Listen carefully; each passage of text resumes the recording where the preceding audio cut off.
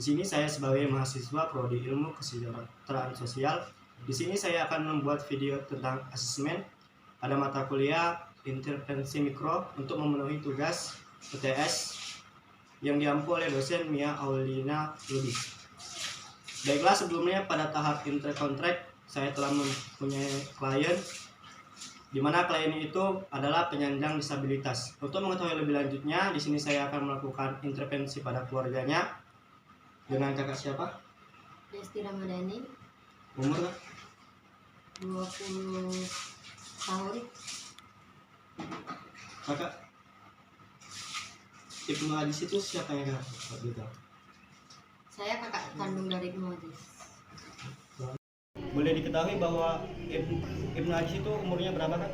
Ibnu Adis umurnya 15 tahun, Tingginya kira-kira? sekitar 130 cm. 130 cm. Umurnya tadi berapa? 15 tahun. 15 tahun. Boleh tahu Ibnu Adis ini mengidap disabilitas jenis apa ya kak? Tunagrahita deh. Tunagrahita itu apa ya kak? Kayak Kalau boleh tahu? dia tuh di EQ-nya itu kurang dari rata-rata. Itu tunagrahita. Juga dia interaksinya juga nggak seperti anak yang normal pada lainnya. Kayak mungkin dia lambat berpikir, secara perkembangan dia lambat, secara perkembangan fisik juga lambat gitu. Oh, seperti ya kak. Kalau boleh tahu dia mengidap itu berapa lama kak? Atau dari kapan gitu? Dia mengidap itu sejak umur 1 tahun. 1 tahun. Pertama kali keluarga mengetahui dia mengidap itu apa tanggapan keluarga? Untuk tanggapannya kita ya pertama juga karena merhatikan itu perkembangannya kok beda dari anak yang lain-lain. Ya mungkin seharusnya di umur yang segitu udah bisa jalan atau udah bisa ngomong, sementara dia kayak masih anak bayi di bawah umur 1 tahun gitu. Dan bawa ke rumah sakit dicek, itu baru tahu bahwasannya memang dia mengidap tunagrahita karena memang keterbelakangan mental juga.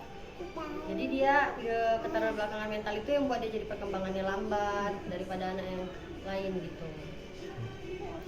Jadi respon keluarga itu apakah menerima? Butuh waktu berapa lama? Apakah begitu dikasih tahu dia mengidap ini, keluarga langsung menerima juga? Ya mungkin butuh waktu juga ya bang, cuman ya nggak terlalu lama karena memang namanya hidup pasti adanya ujiannya. Jadi kita anggap itu sebagai hal yang istimewa aja dari Tuhan yang untuk kita hadapi, kita jalani dan kita syukuri gitu. Kesusahannya atau hambatan apa ketika menghadapi Ibnu Adis ini mengidap kelainan itu? Susahnya kalau misalnya dia sakit, contohnya dia tuh nggak tahu gitu gimana caranya, karena dia untuk interaksi itu kurang gitu, ngomong juga kurang jelas. Jadi kita harus benar-benar merhatikan cara ngomong dia, bagaimana cara dia mengasih tahu tuh misalnya dia sakit bagian kepala atau apa, itu ya susah. Interaksi tentang yang terjadi di diri dia untuk disampaikan ke kami gitu, itu yang susah kendalanya.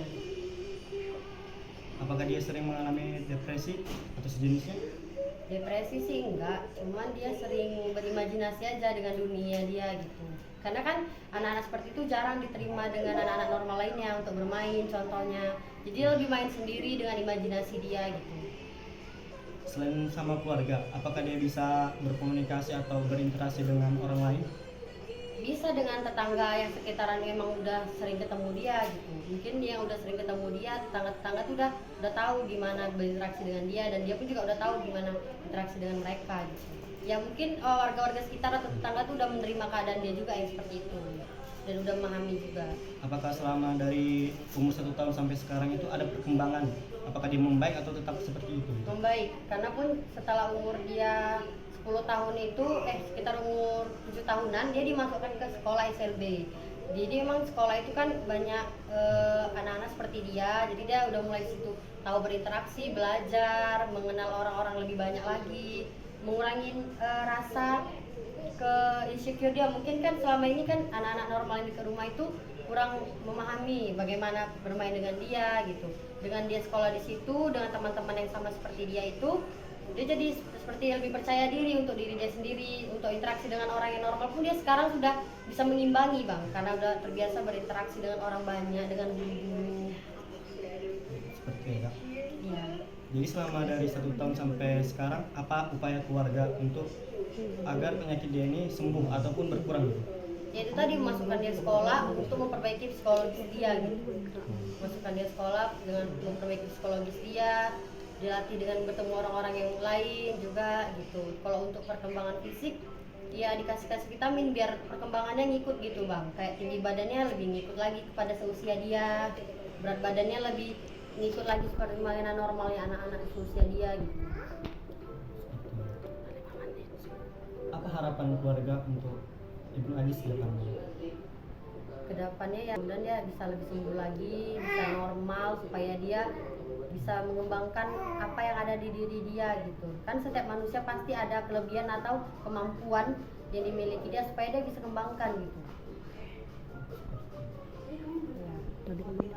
Baik, mungkin sekian dari asesmen yang kami lakukan.